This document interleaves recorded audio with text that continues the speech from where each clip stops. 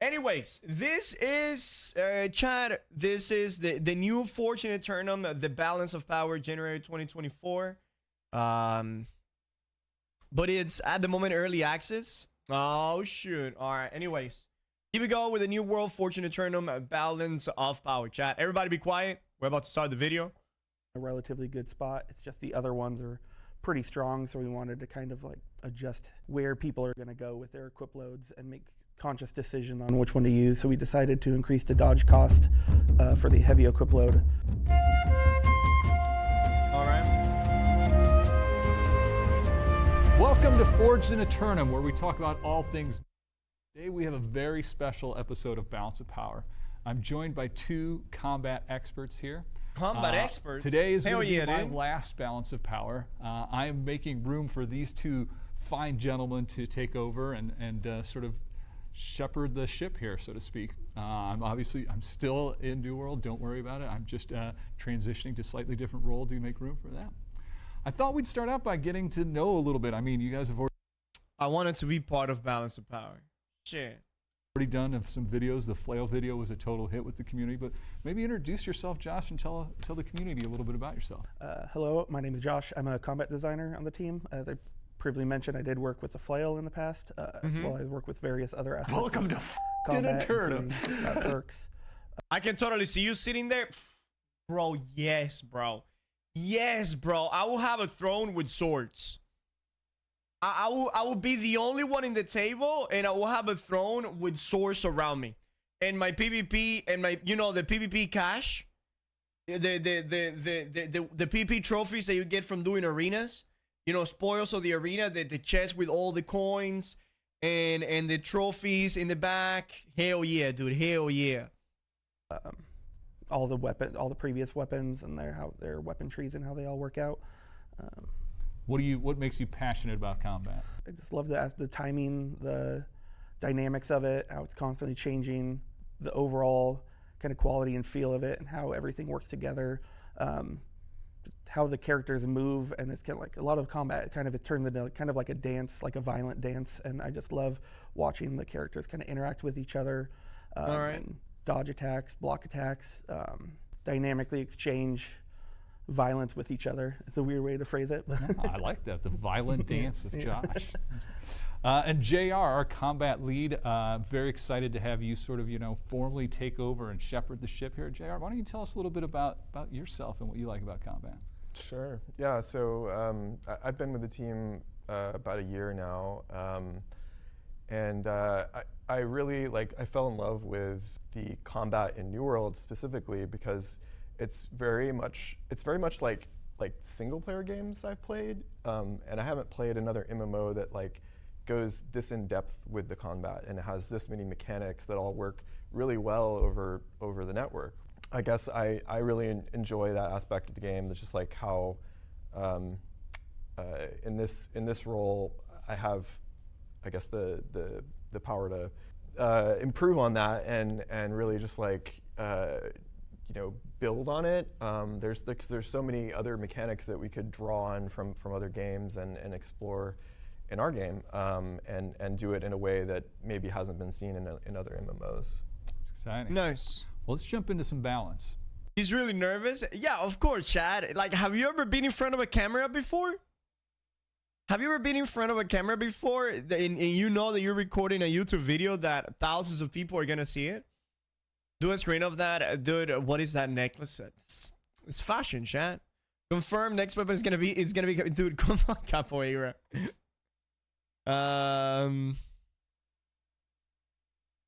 No, it's nerve-wracking, bro. The first time that you put yourself in front of a camera, it's weird. First, I want to talk a little bit about... And the thing is that he's not just in front of like a webcam. No, this is like production here. You have a bunch of cameras, you have lights, you have a bunch of people back here.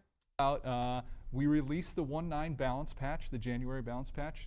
Give me a highlight or two of some of the changes we made there and why we made those changes, Josh. Okay, so now we know what it was, Chad. Let me clarify. So it looks like what he was wearing was just backwards, and what you were seeing was the back part of the necklace, right? So you see he fixed it on this frame now, and the necklace is actually hanging down here where it should be. You know, a really cool combat team if players could switch builds with the save attributes and weapon master abilities to gear. That's like a quality of life, right? That's like a quality of life.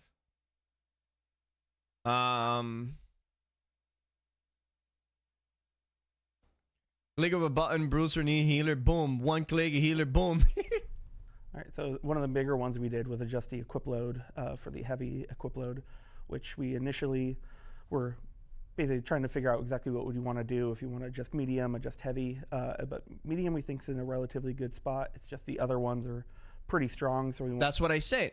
That's exactly what I said. Medium is in a good spot. It's just that heavy is too strong. I've been saying this now for a hot minute when people are like, hey, what are we going to do with medium? Nobody plays medium. It's like, we don't have to do anything with medium. Absolutely anything with medium. All we have to do is bring heavy down a notch. Because heavy right now, it's twice as strong as strong as medium in pretty much every aspect. Wanted to kind of like adjust where people are going to go with their equip loads and make conscious decision on which one to use. So we decided to increase the dodge cost for the heavy equip load, mainly because we don't want to go back into our dodge spam meta, because we removed some of the ATBs and other things that made it so dodges were a little bit easier. And so we increased the stamina cost. We think that'll kind of give medium a little bit more value. But wait, you said that you want to move away from the stamina spam, from the dodge spam meta. Yet, you guys made a spear and hatchet. You gave them the ability to now really dodge, to spam dodge. That is contradictory to the things that you guys just did to the weapon, like the spear and the hatchet.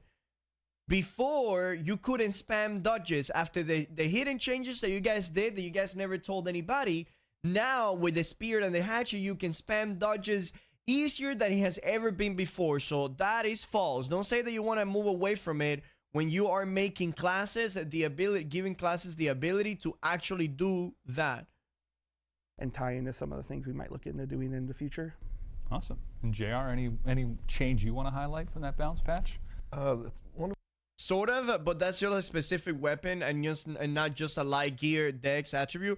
But the thing of gaming is that that is a specific weapon that you can use with heavy, medium, and light. So it doesn't make any difference. It doesn't make any difference. You can use a spear, hatchet in light, medium, and heavy, and you can still spam the same amount of dodges. And a lot of builds use spear. Like you have spear, sword, and shield, a spear, great sword, a spear, blunderbuss. was with the flamethrower. The thing is that I don't have a problem, right? I don't have a problem how the perk it works. I just don't see why was it necessary to buff that perk. I think that perk was perfectly fine the way it was. Dummyfying that perk made it extremely powerful. That perk was like that for 2 entire years. They decided to shadow buff it for absolutely no reason. Maybe because one night the dead was playing with spear and hatchet. He goes like, it's too hard to dodge backwards, so I'm just gonna make it fucking any direction so I can play and dodge the way I want without having to do anything. What perk did they shadow buff? They shadow buff the perk on the spear that whenever you hit an enemy for the next 2 seconds, your dodges cost 20% less stamina. Before, it used to be after hitting the enemy for 2 seconds, your backward dodge consumed 20% less stamina. They buffed it to after 2 seconds after hitting any direction that you dodge, it costs 20% less stamina. So the spear players can chase people down, hitting them in the back, getting stamina from the crits, 20% crit, because every time that you crit, you get a 20 stamina. And on top of that, they can dodge forward at 20% less stamina. That was one of the dumbest changes they have ever done to the spear. Bro, that's why spear feels so incredibly powerful. That's why you cannot escape heavy spear, light spear, medium spear. All of the spears are incredibly oppressive. And with a hatchet, whenever you hit an enemy with an ability, you can dodge forward for 2 seconds. Let's say that you're trying to catch an enemy and you hit him with a social D. Well, you hit him with a social D, and then you can roll forward for the next 2 seconds at 25% less stamina. Before, it used to be backward dodges after hitting an enemy with an ability. So there wasn't a skill to it. If you wanted to close in the gap, you go backwards, you know? Yeah, completely unnecessary. Completely unnecessary. They basically counter the change to stamina cost in heavy with it. Yeah, exactly. Exactly. Dude, whoever did that shadow buff and didn't put it in any of the... Because I went, chat, and I went and I checked all the patch notes to see if anywhere we missed it. Nowhere. Nowhere. They didn't put that information anywhere. And that is such a crucial information. That buff is... To put it into perspective, how strong that buff is, that is like making an ability like Fireball to always crit and not tell anybody. Don't you guys think that that is a really fucking big buff to not tell anybody? That now Fireball has a 100% crit chance? And all of a sudden it's like, bro, why is Fireball doing so much damage all of a sudden?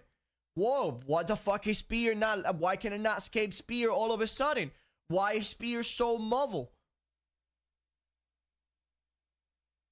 Like, if you're gonna buff something so incredibly powerful like that and not tell anybody, that is super fucking sus.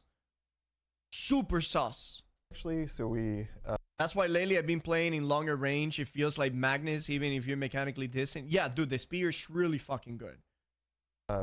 We actually slowed down the speed when you're using Flamethrower a little bit, make it a little less oppressive, because, you know, definitely having people chase you down with just like an infinitely going Flamethrower wasn't too fun. So. And there was a change on Fireball, right? Like just to reduce the little spikiness in damage. I know that's something, Josh, that you're looking at.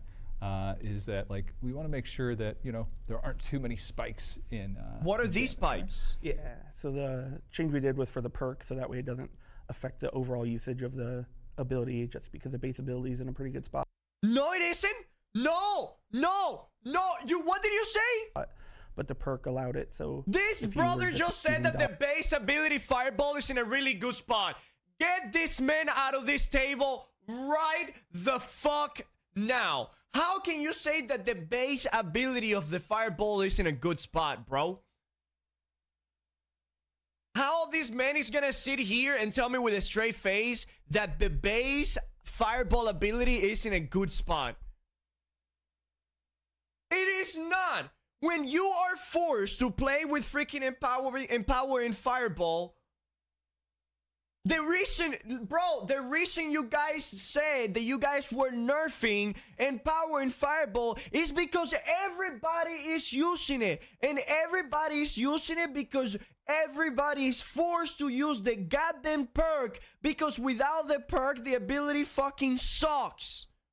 It hits so little. So little.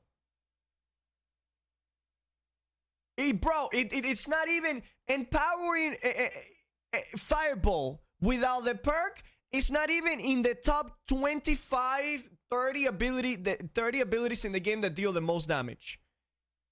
Fireball, regular Fireball, base Fireball, it's not even the top 25 abilities in the game that deal like damage. And it's an ability that is 100% damage dealing. It doesn't slow, it doesn't stagger, it doesn't rend, it doesn't, it absolutely nothing. Don't, bro, get out of here saying that the base ability of the Fireball, it's in a good spot. It ain't. It really ain't.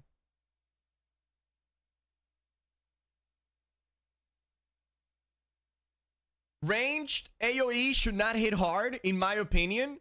So explosive arrow shouldn't hit hard. Okay, let's nerf explosive arrow. Let's nerf AoE. Let's nerf rain of arrows. Let's nerf gravity well.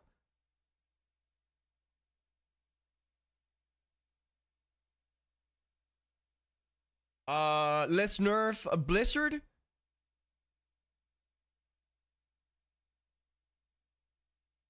The thing is, okay, you guys say that, all right. Range AoE shouldn't not hit hard. Then what should hit hard in the mage class? Because everything in the fire staff is AoE. What should hit hard? Basic attacks? Give me a break. It's a mage weapon. And a thing that a lot of people don't consider is that the mage classes, for example, they need to rely like 80-70% on their AoE abilities. Because their basic attack is not as good, it's not as consistent as the melee players. The melee player has their abilities, but what melee players have that mages don't have is a badass consistent left click. Melees is a completely opposite of ranges. Melee is like 40%, 30% ability, and then 70% basic attack. It's a completely different. If you make the abilities of the fire staff not do any damage, then you need to give them a shit ton of utility. Because what the fuck is a weapon that has zero utility? That is, it's medium range. It's not even that long of a range. It's like 15-20 meter maximum range. And if you're playing flamethrower, you need to play at 5 meters. And then what are they supposed to do after they do their abilities that don't do damage? Fucking left click?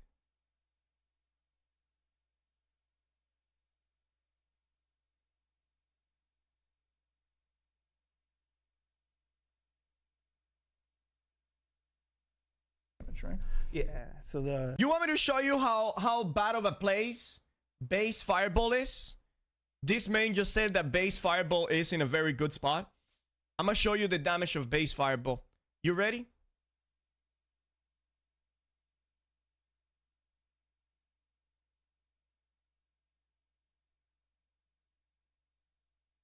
Where is it?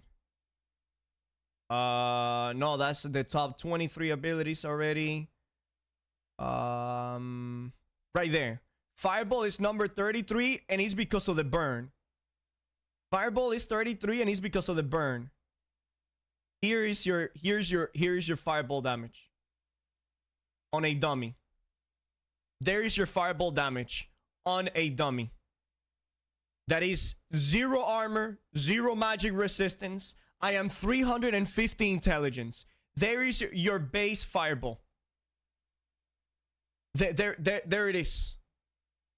There is your base fireball right there. That is less than a bow light attack. About the same. No, that's less.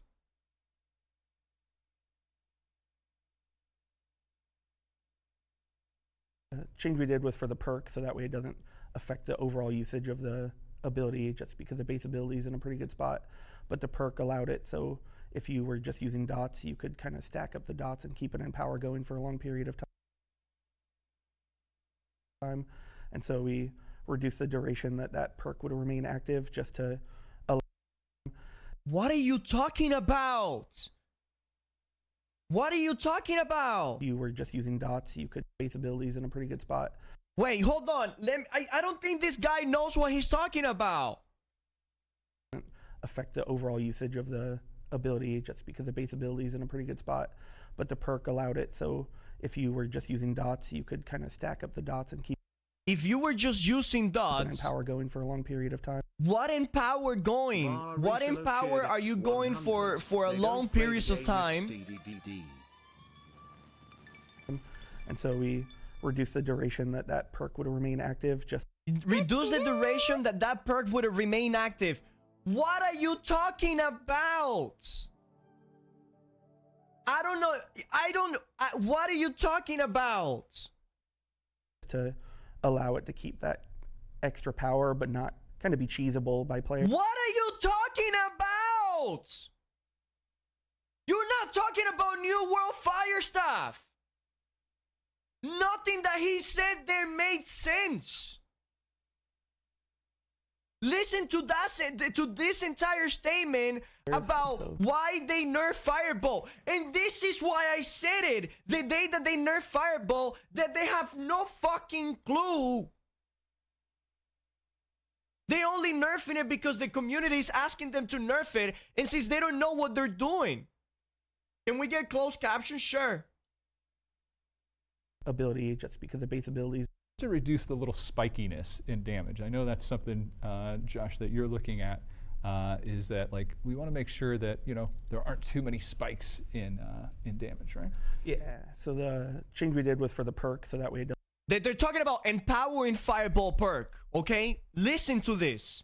Empowering fireball perk. I'm gonna read it aloud now for those of you that don't know. Empowering fireball perk deals X amount of fireball deals X amount of more damage if the enemy is above 50% health. That is it. It has absolutely nothing to do with burns. It has absolutely nothing to do with absolutely anything. The perk only says something.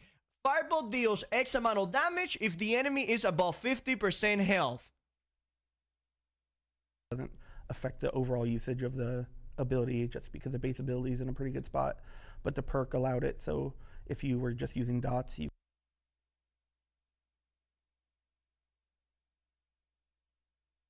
could kind of stack up the dots and keep an empower going. What? Stack up the dots and keep the empower going. What empower is he talking about? What does whatever empower he's talking about has to do with empowering fireball? For a long period of time, and so we reduced the duration that perk would remain active, just to reduce the duration that perk will remain active, just to allow it to keep that extra power, but not kind of cheesy-able by players. I've been playing Firestaff for more hours than pretty much everybody, and I cannot comprehend what he's talking about. I don't know what he is saying about Firestaff. This sounds like a bunch of blabber that I don't know what they're saying. And I think he's speaking about this. And I'm gonna give him the benefit of the doubt because I don't want to trash on them or anything like that. For those of you that don't know, he might be speaking of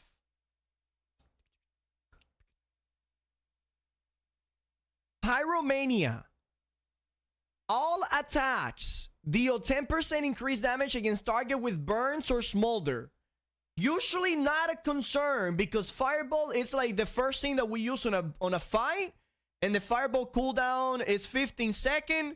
So I really hope he's not talking about Pyromania, because that makes no sense whatsoever. Stacking up dots so the perk can have a longer window to remain active. Like, bro, this guy doesn't play Firestaff. He doesn't. What the? I am upset. But let's keep on moving. Nothing is in power. Fireball perk is not in power. Pyromania is not in power. Nothing that he's saying makes sense. As a Firestaff main, I know every single one of the perks by heart. Every single one of the perks by heart. Every single one of them. And the only thing that I can give him sort of the benefit of the doubt is Pyromania. But other than that, nothing that he said makes sense to justify the nerf to the fireball. It doesn't even look like he's talking about fireball. It looks like he's talking about something else. allow it to keep that extra power, but not kind of be cheesable. And the fact that he's using cheese? Why are you using terminologies like cheesable with the Firestaff Fireball? Is you press the ability leaves, the ability deals X damage. There's no way to cheese Fireball. There's no way to exploit Fireball. What are you talking about on cheesable by players mechanics?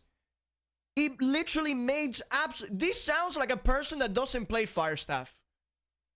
That entire part right there sounds like it came from a player that has never played Firestaff and is just making shit up. Like the people that come into chat, nerf flamethrower. And then I ask him, okay, why should we nerf flamethrower? Oh, because the methodology center said that the range is too long with a no cooldown. The burning according to the temperatures is below degrees and it burns. And then I run in circles, I do nothing, and I die. You're like, what? And then we show them a video and they're like, oh yeah, you're right. It doesn't do a lot of damage. Well, fuck Fire Staff anyway. Players, and so we could address it without having it affect the base functionality of it. I think it's super important. Like what you're looking at is sort of like That upset me so much for absolutely no. Well, I have my reason, because this is the guys that is responsible about the Fire Staff future. And how can the Fire Staff be ever in a good place when a person that is responsible for it has no idea what he does? How the fuck are they going to ever create a Fire Staff artifact that makes sense? No wonder Inferno is such a garbage weapon. Literally the worst artifact in the entire game. An entire season went by, they reworked it, and they reworked it from bad to bad deluxe. And still nobody uses it because you guys are not addressing the main core problem with the artifact. eliminating some of those extremes, the power, but not sort of reducing the overall playability of the weapon. The thing overall playability of the Fire Staff, Dave, is that you cannot play the abilities without the perks. You cannot play Incinerate without the perk. You cannot play Fireball without the perk. You cannot play Pillar of Fire without the perk. You cannot, younger player now, play Flamethrower without the perk. It's very fucking hard. I mean, you cannot play Meteor Shower without the perk. Like, you could, but you are missing on 50% of the power of the ability because all of the perks for the Fire Staff are pretty much mandatory, except for Burnout. Cool. So something else I wanted to address was we do currently have 2 artifacts that are turned You can, actually, you cannot even play Incinerate, period. off. I believe they'll be turned off and fixed by the time this airs, but JR, why don't you tell us a little bit about why we had to turn them off and what's going to be fixed here? Sure. Yeah, so we did have an issue with the wing leather shoes and then later the bolt caster. The case with the wing leather shoes was we discovered an issue where you could basically apply infinite haste, and that was really important to get fixed.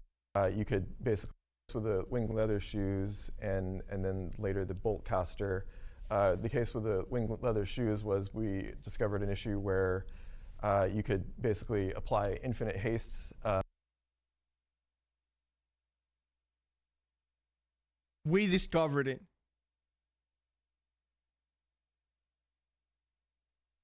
We discovered it. You are in their circle, Trick, finally? I guess. I just don't know it yet. They haven't told me yet. And that was really important to get fixed right away. The fastest way for us You to got fix the jump? Nope. It clearly says fucking denied. It clearly said you have been rejected. I can show you guys. Here, let me look it up. Here.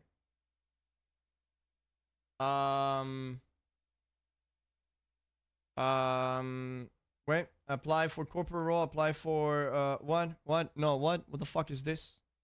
Progression and reward lead. How can I go to my place? How can I shit. Okay, hold on. How can I go? Oh man, I'm weird. Apply now. Oh, because I have to log in. Okay, let me log in real quick. I'll show you guys my application.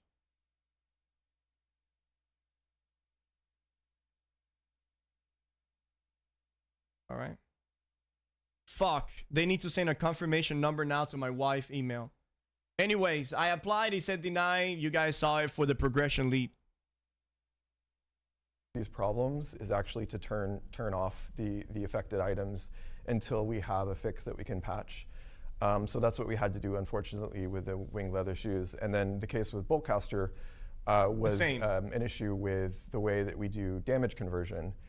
So as you know, we've been adjusting damage for PvE upwards for our ranged weapons, and then adjusting downwards back down in PvP modes. Unfortunately, there's an issue with the damage conversion where that doesn't actually take place in PvP, so that the damage doesn't get scaled down. And Boltcaster has like the highest conversion rate, and it was just a real issue. So we had to disable that, but we will have fixes coming for the January 24th update. So we expect both of those to be re-enabled for that. Awesome. And then normally now we would spend the rest of the time talking about our February balance update. Okay. We are actually filming this early in January because both of these two. Yo, Dedicators, thank you so very much for the 3 months, bro. Appreciate it. Appreciate you, boys. They just rejected paying you. They will watch your stream and take credit for whatever you find. Yep. 100 fucking percent. 100 fucking percent. Like, I'm telling you, how many times?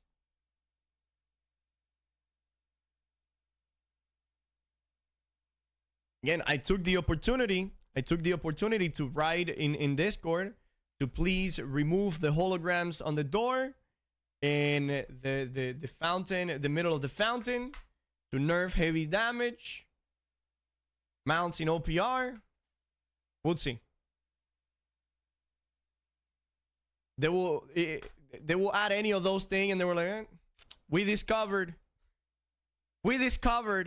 Find usually Seattle people were in Irvine. So we don't have a ton of information yet about the February bounce patch, so I thought we'd do something a little different, especially since we have the new champions of combat here. Rather than talk specifics of February, I thought we'd talk a little bit about the future, the vision, what you guys think about combat. And I have a couple sort of high-level areas I want to talk about that I know you guys are going to be spending some time on. So let's jump into some of those. Let's start out with you. I think equip weights is one of the very special things about our game. I know we did some balance patches, some balance changes here recently, but I know more is coming. Tell me a little bit about your thoughts on equip weights and where we're going here. All right, let's hear it. So one thing we want to do is balance equip weights so they have more of a universal kind of value for each one. And Okay. our ideal goal would be each one is kind of like equally used, which right now it's pretty heavily favored for the light equip load and heavy with a very minimal medium equip load usage. Okay. So we want to try and normalize those a bit. So one thing we want to start looking into is kind of having the medium equip load be like the default. So there's really no pros or negatives on it. It's just the baseline. Okay. And then as you go into heavy or light, you gain benefits or disadvantages based on those equip loads. So if you go to light, you'll gain more damage or offensive ability, but you'll lose some of the survivability or defensive aspects of your equip load. Okay, yeah, And then makes same thing sense. With heavy, you'll lose some damage, but you'll gain survivability and defensiveness. Wait, whenever they say you lose some damage, are they actually going to With nerf heavy, the you'll lose damage? some damage, but you'll You lose some damage, but you'll gain survivability and defensiveness. They already do. They don't lose any damage. Heavy doesn't lose any damage at all. Heavy gains 20% freedom, and that's it.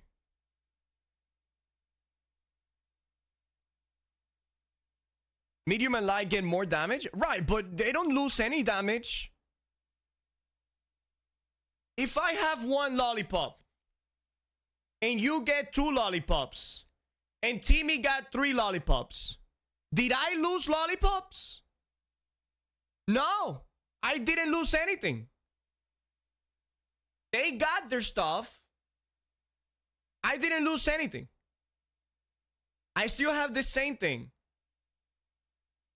They don't lose any damage. They gain defenses. And they gain a lot of, so they gain critical resistance, 25%. They gain 20% freedom, and they do 100% damage. Light gets 20% base damage, which is about 12% more damage. And medium gets 10% base damage, which is about 6% more damage than heavy.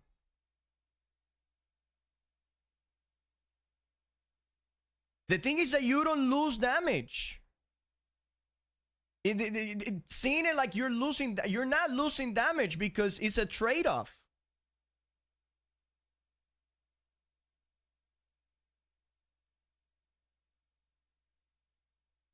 gain survivability and defensiveness. And so we want to start looking into like medium is just kind of like blanket zeros across the board, kind of a default equip. Blanket 0? Dude, okay, so what are they going to be, like 0% damage? Okay, I get it. Medium, 0% damage. Maybe like 15% critical resistance. Light is gonna be plus, I don't know, 15% damage and minus 10% critical resistance and plus 30% healing. And heavy will be minus 15% base damage and minus 30% healing, but 20% critical resistance.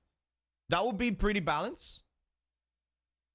Medium doesn't get any damage. Light gets plus 15. Heavy loses minus 15.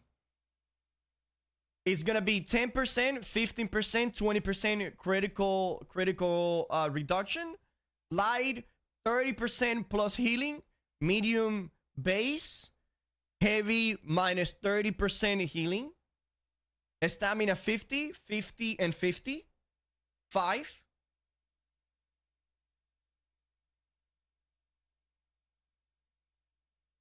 Okay. Yeah, that would be good. Minus 20? No. If medium is going to be a base, meaning that it's not going to have a plus 10, then light cannot have a plus 20. Makes sense. Light cannot have a plus 20, and heavy should not have a minus 20. So let's bring it down to plus 15 or plus 10, 0, minus 10, minus 15. That will be good. I don't think that heavy needs minus 30% healing. Yes, it does.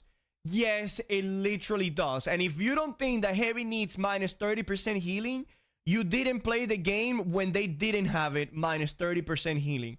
And they were literally the strongest class in the entire game. There was nothing that could, and minus 10% healing, that will make absolutely no difference. Why? Because they will put freaking blessed.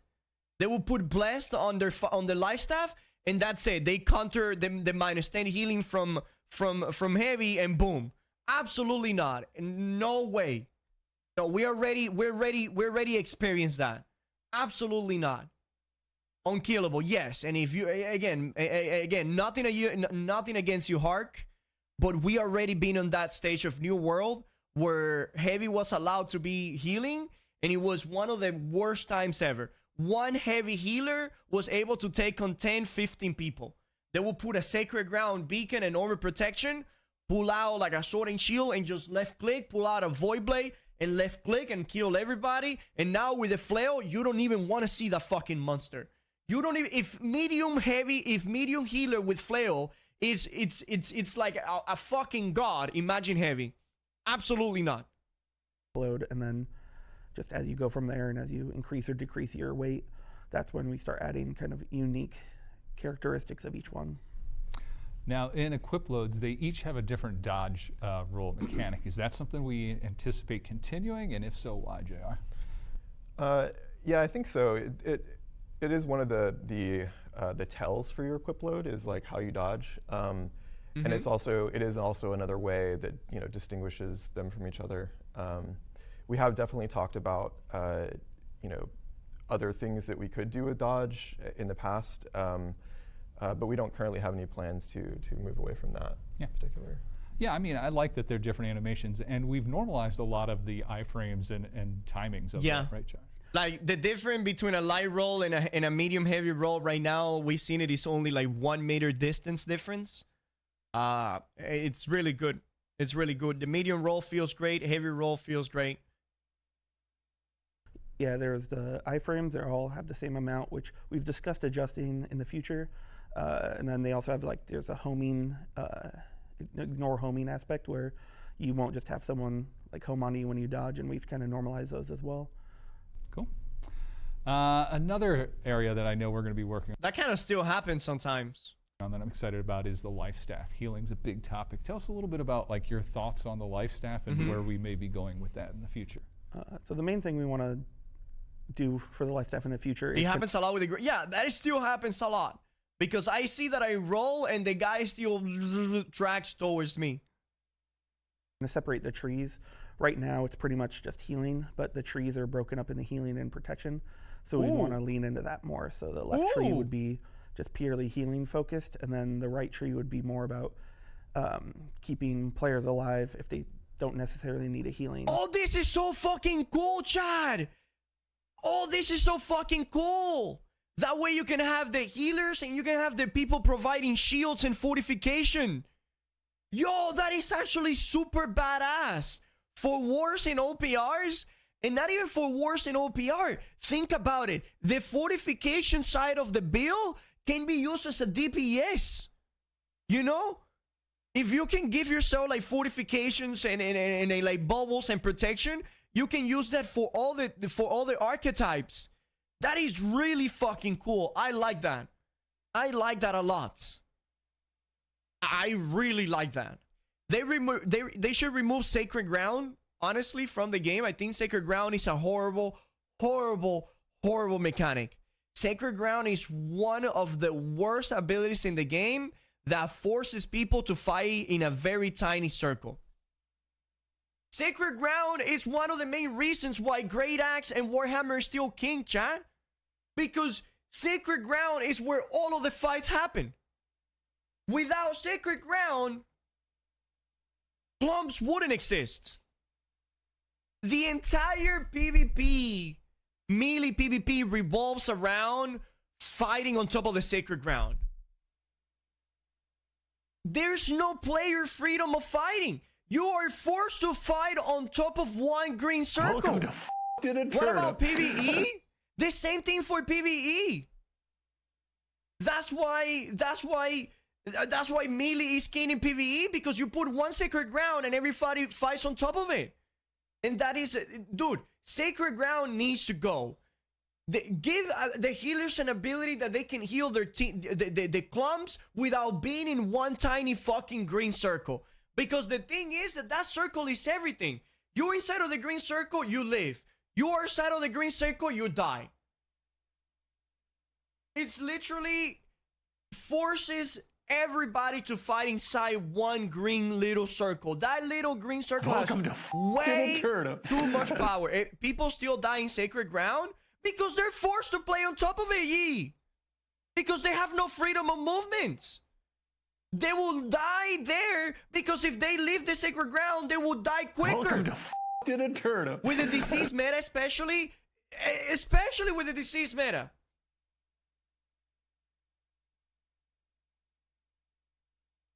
I still don't think the Sacred Ground being one circle on the floor and the healer. Why do you think the healer lives so long? On top of one Sacred Ground, rolling, orb, beacon, roll on top of the Sacred Ground. They're rolling on top of the Sacred Ground, left and right, and you can never kill them. Without Sacred Ground, I bet people will get dropped faster than a fat chick. No fucking way, Chad. Because you can do an ability that is a big circle. Boom. One thing that happens that gives everybody like 30-40% fortification for like 5 seconds. So they can move around and do whatever the fuck they want and not being forced to be fighting on top of one little green circle. Something that gives them the same amount of protection but gives them the freedom to move around. Welcome to the turnip. I don't agree. Sacred definitely needs to stay, and then PvP will never evolve. PvP will never evolve. Then Wars is gonna be fucking 2037, and you're still gonna need 20 Great Axe Warhammers in a roster because everything happens on top of a green circle. That's why we have Beacon. But Beacon is not nearly as good as Sacred Ground. It's not even remotely same. And if you're side of the Beacon, you're dead. Forcing people to play inside of one circle is bad. Bad. You just admitted it's good? It is extreme. I never said that Sacred Ground is not good. It's too good. Sacred Ground is too good.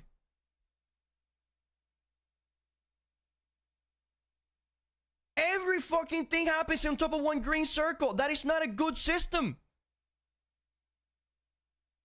Imagine if everybody in an NBA game needed to play in one little circle. You need to score from that little circle. You need to move on that little circle. You need to see your teammates in that little circle.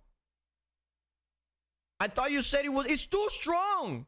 The fact that he's too strong that he forces everybody to stay on that little circle is a bad gameplay. Because the thing is that he's so strong that if you're inside, you survive. If you're outside, you're dead. Yo, Medic, thank you so very much. Appreciate it. Thank you for the prime, baby. Right, we shouldn't have that much power in just one ability, Yi. That's what you're not getting. That ability has too much power. Too much power. It dictates the entire outcome of the battle. And that is what I'm saying. If it is in a good spot, then they're good. And now everybody's there in a happy family on top of the little green circle. And then they're like, fuck, if the enemy runs away, what do? I just feel like the time to kill will be way fast without it. No.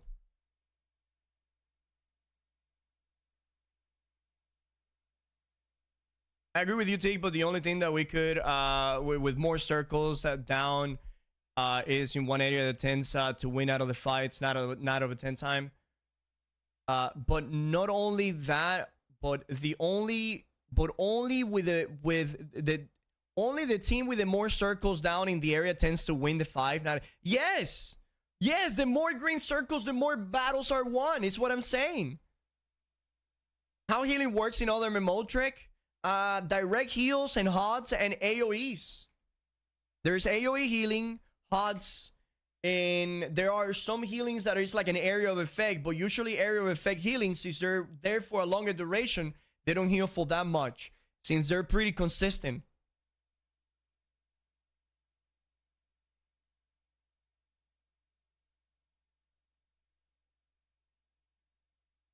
Sacred Ground being a HOT? Look at this. How much does Sacred Ground heal per tick? Here, I will make Sacred Ground better. You ready for this? How much does a good Sacred Ground heal per tick?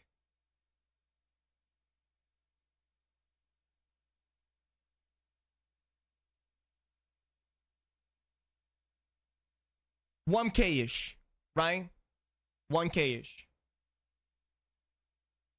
Let's take Orb of Protection and make it heal you for about 800 to 750, maybe 1K-ish. Get it close and get rid of Sacred Ground and give it something else. Orb of Protection is like a Sacred Ground that you do in one circle, and then everybody gets the fortification and everybody gets the heal and then can move wherever they fucking want to. And then Sacred Ground, a complete different ability. No, that's dumb as fuck. How is it dumb giving players freedom, bro? Every healer in New World is forced to play with Sacred Ground. Every healer in New World is forced to play with Sacred Ground. HOTS can be the spells. Diminishing Orb. Oblivion. There's many ways that you can dispel HOTS.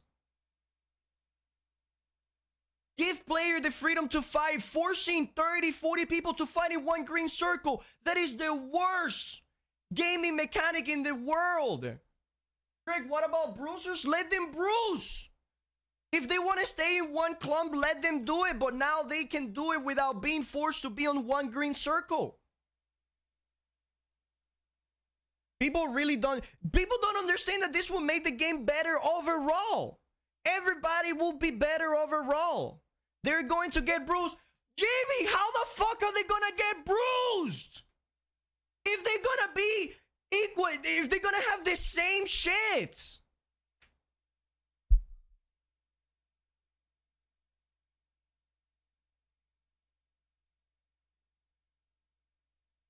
Oh, no.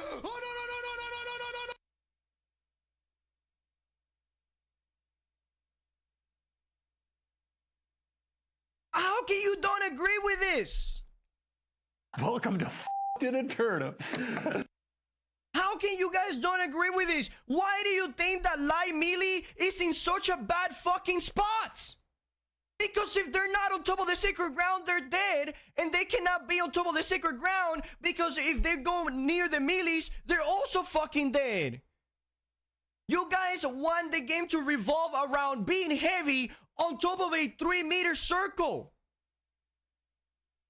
Light melee shouldn't be being aggressive. Then what the fuck is light melee gonna do?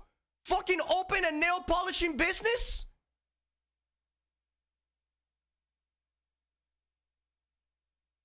and just sit back and don't do anything? They should be in the back lines and getting healed by who? Nobody's gonna fucking put a sacred ground on a backline assassin. Nobody's gonna waste a beacon on a backline assassin because the whole fucking game revolves around the clump. Jesus Christ. Having sacred ground in the game will not let New World Combat evolve. It's what you guys are not getting. How can you guys argue this with me? It's like not wanting the game to become better. Holy fucking shit. One of the strongest exploits in the game is crouching on top of the sacred ground so you can get your health back in 2 seconds. Every healer in the game is forced to play sacred ground. Where is the build diversity if every healer in the game is forced to play with the same exact ability?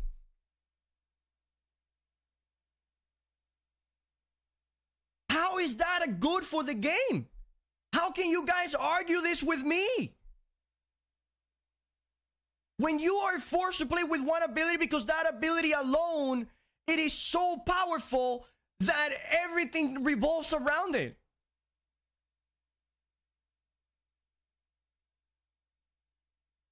God damn. You guys sound like the people that don't like meta changes. You guys just want to play the same build, the same way for the next 5 fucking years, and then say, I stopped playing New World because it got bored. There's no build diversity.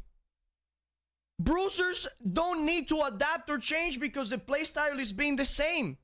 The day that they removed grid from strength, what did they do? They fucking put constitution because they didn't like to play without grid because they need to play inside of a clump. And inside of a clump on top of a sacred ground, you are 100% forced to play with grid because you're gonna get dick slap, CC, stagger, stun all over the fucking place.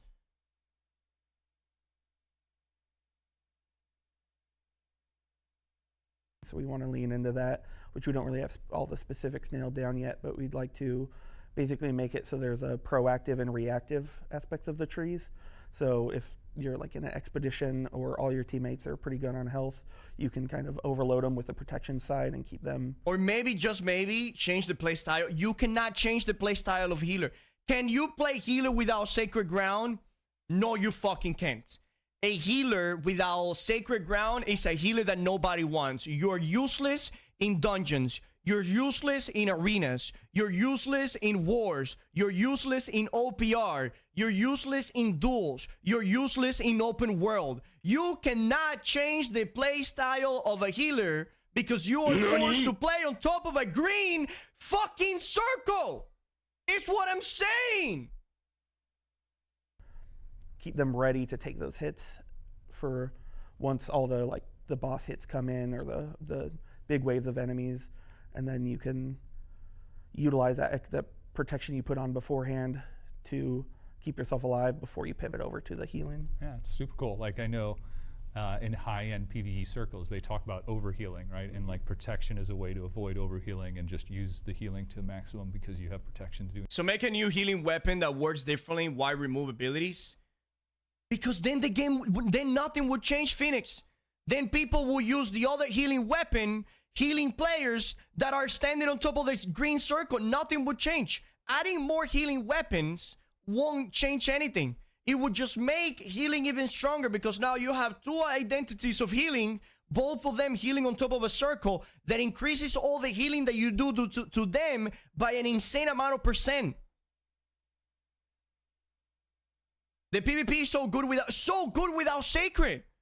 The PvP is so good without Sacred because Sacred removes player freedom and it's really strong. And the thing is that a DPS on top of a Sacred fighting against another DPS that is on top of a Sacred will win 100% of the times. Even if the enemy has all of the anti-heal in the world. Even if the enemy has all of the anti-heal in the world, one enemy on top of a sacred ground DPSing, fighting against another guy, the guy on top of the sacred ground will win every single time.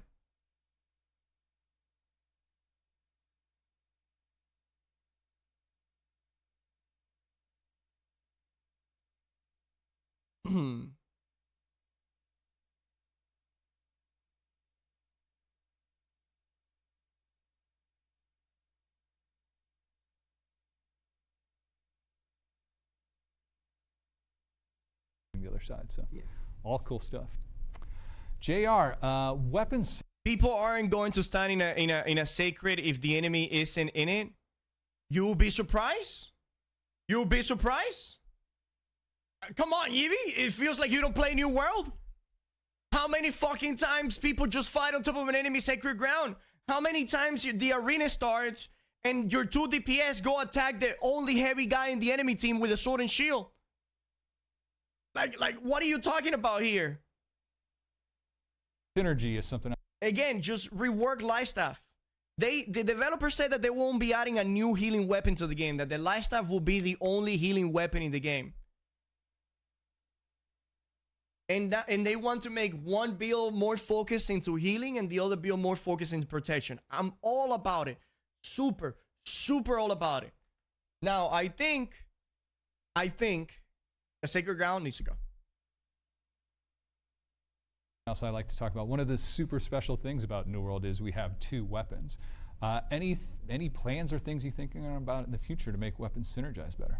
Yeah, there's definitely, we've been talking about doing things where more of the passive aspects of a weapon might carry over when you swap. So, you might do an ability that's like right now, most weapons, the passives will end when you swap immediately. We'll definitely have to do a lot of work with that if we do kind of lean into the weapon synergies, because a lot of those passives would be just like broken, like power-wise, if we just flat out just said all passives, exist when you swap. So we definitely have to be careful about that, but we definitely want to be, You know what would be great? You know what would be great when they talk about this? If they will give examples of what are they talking about. Because for the average guy that is watching this video, they're like, wait, what passive? What perks? What are you talking about? Can you give me an example? Just give them an example. Give them an example. Here, I'm going to give you an example for those of you that don't understand what he's meaning by that, all right? Let's say, for example, weapons like Sword and Shield. Sword and Shield have a heavy attack that you can do, that whenever you connect with that heavy attack, you get 30% increased damage for 5 seconds. If you were to swap from the Sword and Shield to another weapon, that buff goes away because that buff is really strong. Now, there are some other buffs that they do not go away when you weapon swap. For example, if you use Entomb, Entomb has a perk on the abilities down below that it says whenever you exit Entomb with a left click, you get 25% fortification for 3 seconds. That 3-second fortification is actually go through the other weapon if you were to swap. That remains because that is not deemed too powerful, while the empowered on the Sword and Shield is too powerful. Makes sense? Like strategic and looking for the ones that can persist and maybe adding new ones or changing existing ones to work better with that. I think it's super fun. Like I love, the idea of having almost a primary weapon that I do a lot of damage with, and then like it can breathe new life into some of the support weapons, like give them a stronger role as a secondary weapon. So it's cool. Something else. Homing and translation is something we're going to be working on. First of all, almost everyone that watches Balance of Power is an amazing combat expert. But just in case there's one or two Michael Lovins watching, tell us a little bit, what is homing, first of all, in translation, and how does it relate to attacks? So the homing is basically the kind of magnetism you get when you're in the middle of an attack that kind of pulls you either rotation, either your rotation or like... We have covered this many times in this stream, the homing. Distance away from enemy to kind of make it easier to hit, especially in the MMO with online capabilities and server latency. You want that extra little bit to actually make sure attacks hit. And so we're going to be doing a path through all weapons to kind of improve them, make them feel a little bit better, hopefully remove some of the desyncs and kind of issues that we have where some weapons can either feel like they attract too much or not enough. And so we want to do a path through those and just make it easier to have those weapons feel like they actually like connect when they should and don't connect when they shouldn't. I'm asking for a friend who's a very heavy voice. Like which weapons? Right. Let's talk about the weapons that are connecting when they should and weapons that are not connecting when they shouldn't, or vice versa. The sword and the shield connects way too fucking much. Sword and the shield connects way too fucking much. Void Blade doesn't connect enough. Blade user. Will it be a part of this pass, do you think? Definitely will. Just 'cause there's Definitely no will. one There you that go. Gets called out a good amount. Awesome. Another thing that I think is super cool about New World's combat system is, you know, there aren't a million buttons. Unless you're fighting Wolf. The thing about Wolf is that the hitbox for Wolf is like in the middle of their torso. And they can push you back with their head. And it's so... bro, fuck the Wolves. The Wolves are literally... There's 2 NPCs in New World that if they were to get rid of them, I wouldn't even be mad. The Wolves and the goddamn alligators with the tongue owl and the twirly tail in Elysian Wild. Like in other games, but like each button has very specific uses with timing and distance. And we also have the ability to do light and heavy attacks with one button. Heavy attacks, though, you know, outside of PvE, maybe don't get as much usage as we want. Tell me a little bit, like, are there any thoughts about heavy attacks? What are we thinking about with it? Yeah, definitely. Heavy attacks are rarely used in PvP. A lot.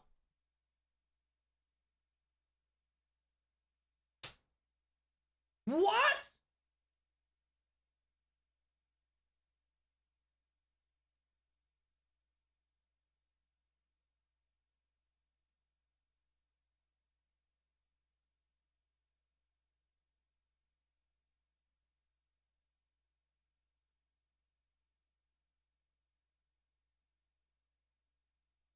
Rarely used. Okay.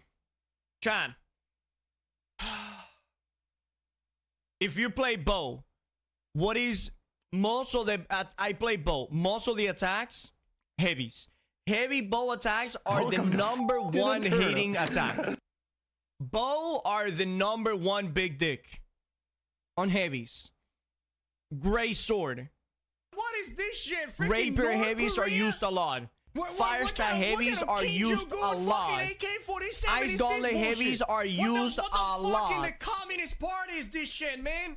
What kind of fucking Warhammer heavies are used a lot? Bullshit is this? Shit. Now, what weapons don't we use heavy with? I will tell you right now. We don't use heavy with hatchet, and we don't use heavy with spear. Other than that, every weapon uses a shit ton of heavies. Fire Staff is mostly heavy. Ice Gauntlet is mostly heavies. Bow is mostly heavy. Grey Sword is mostly heavy. Warhammer is mostly heavy. Great Axe, a shit ton of heavies in there as well. Obviously, Musket and Blunderbuss don't have any heavies. Heavy attacks are rarely used in PvP.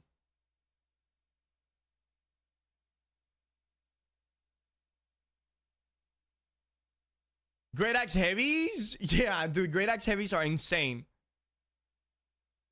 Because of the commitment that they take, right? Like when you're charging up a heavy attack, especially melee, you're locked in place, and just the... And then he tracks like fucking 5 meters! What are you talking about, bro?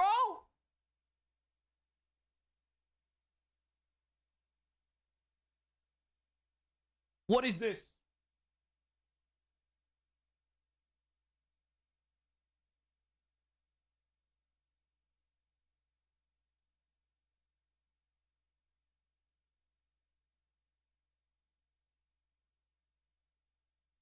That's a hammer heavy attack. For those of you that didn't get it.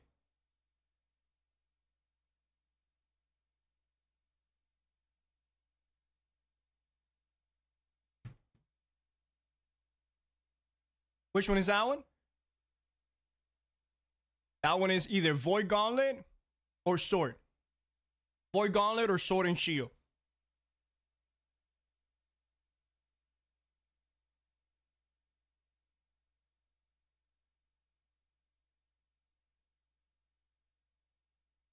Gray Sword.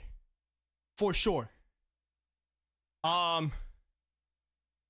Okay.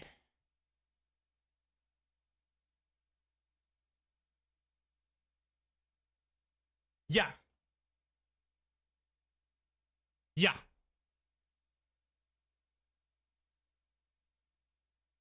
Yeah. The duration that it takes to charge is also variable based on the weapons you're using. So we kind of wanted to do a pass on heavy attacks, make them easier to use in a variety of situations, not just in PvE where your target is just standing Well, you gotta reduce the damage, right? You gotta reduce the damage, right? still waiting for you to attack them.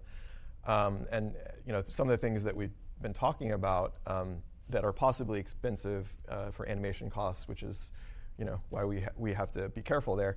But maybe allowing for movement while you're charging, more like. But yeah, that's definitely an area that we want to improve on.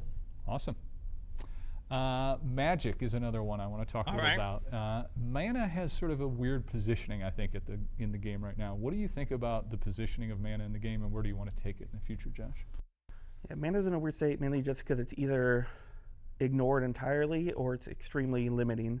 So it's very much so kind of a battle of attrition style meter now, where you just run out of mana and you either can't do anything or you have to pop a potion to just get it back, and then you ignore it until you run out again. And so we want to look into kind of making the flow of mana a little bit more dynamic, where we increase the regen rate. So right now it's about 50-ish seconds to regenerate mana from full if you don't have any modifiers. And so we want to basically cut that to like a quarter of the amount of time. So it does regenerate pretty quickly, but you can also burn through it relatively quickly. And so it's more of kind of a burst limiter, something that if you do run out, you're not hindered for the next 30, 50 seconds. Nobody's ever hindered for 30, 50 seconds. If you're ever hindered for not having mana for 30, 50 seconds, once again, you're not playing your world.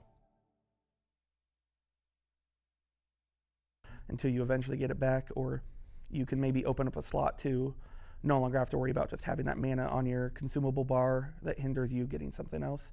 And so to kind of make it one of the things where it's more dynamic and fun to interact with, instead of it just being an annoyance to work around. So. It's cool. I like the direction for that. And I think last for you, JR, any sort of thoughts on, maybe not directly combat related, but sort of like navigation and locomotion and the character? Or is there work being done there? What are your goals there? Yeah, absolutely. So I don't know how everyone else thought about the game when they first played it, like the first impression. But the first time I played the game, the first thing I noticed was, some of our just basic movement could use some work, right? We have like areas where maybe our animations don't blend well together, or there's abrupt transitions. So this is something that we've been working with the animation team to smooth out, and that's there's some really exciting stuff coming soon that it really just like ups the polish of just moving around the world, which you're doing most of the time in the game. So that's awesome. Hey, well, thanks everyone for sort of going through some of the vision of stuff. I want to make sure there's no time on any of these. These are things we're sort of working on in the background. It's sort of like over the next year-ish, expect to see a lot of this stuff. Nothing's sort of promised in the short term, but just to give you sort of a glimpse under the fur carpet, so to speak, of where we might be going in the future. With that, I want to close. I want to say, hey, thanks everyone for joining us today. I do have a community question to sort of set you guys up for success. All right. The community question is, what questions do you have for our new leaders of combat on the vision of combat in the future? Put any questions you have, any things you want to know about what they're thinking about combat, where we're going in the future. My question for them, right? My question for Josh and JR is, will you guys mind if I join the team? That's my question for them. Will you guys mind if I join the team and I see with you guys on the table? That's my question. Questions you have, any things you want to know about what they're thinking about combat, where we're going in the future, in the comments, and maybe in a future episode we'll take those questions. That's not Rawhide, chat. That's Ironhide. To the vision here. With that, you're asking please for like a slot and trick, subscribe, all those things. Let us know you enjoy the show. And in the future, you'll be led by these two experts. It's been a pleasure doing Balance of Power with you all, and see you all in a turnip. we're here today to talk about the Year of the Dragon micro event. All right. Yet another eventful balance of power. What will be the next meta, you ask? Find out the most up-to-date PvP builds at twitch.tv/TrickTrick. Thank you for watching.